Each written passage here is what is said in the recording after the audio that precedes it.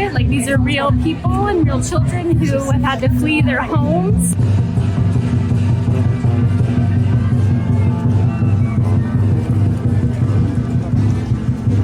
Little Amal is a 12-foot-tall puppet of a young girl who's 10 years old who had to flee her home in Aleppo, in Syria, in search of a home. Little Amal invites us all to think about the people who are displaced by violence, by war, by climate change, all the different things that are displacing people around the world.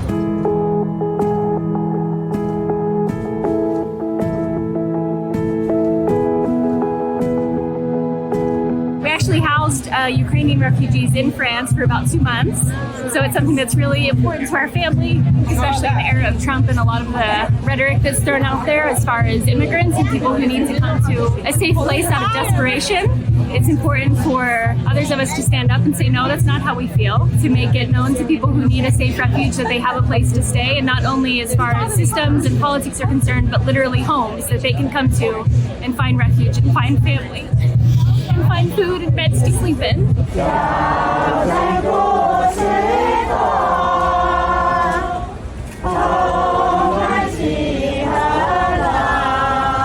Oftentimes, immigrants, refugees see their story monumentalized, scaled so large through Little Amal and her story.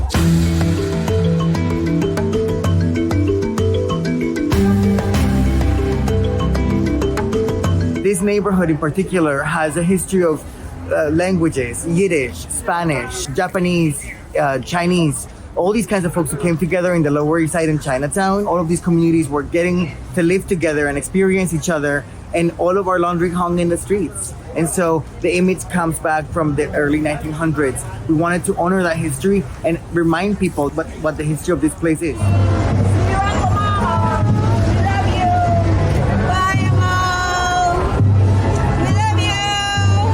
So moving to see her. There's something about this gorgeous puppet that was made in South Africa.